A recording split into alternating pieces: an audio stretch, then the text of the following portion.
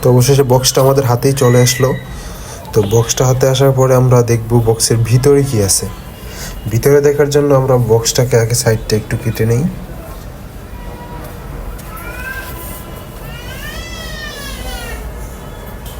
Blade দিয়ে side থেকে কাটার পরে দেখব আমরা ভিতরে কি আছে। তো বক্সটা খুলে দেখলাম ভিতরে এত বড় বক্সে দুইটা ছোট জিনিস দেখাই যায় না। তো এই দুইটা হলো কি, এই দুইটা হলো আপনার F64 এর যারা আইএসপির জন্য সমস্যায় পড়তেছেন, আইএসপি পায় দুই একটা পায় আবার পায় না, তাদের জন্য F64 অফিসিয়ালি লঞ্চ করলো আইএসপি মডিফিকেশন, দুইটা র্যাবন, একটা ইএফএস একটা ইএমএমসি। তো আমরা খুলে দেখি আসলে কীরকম এই দুইটা।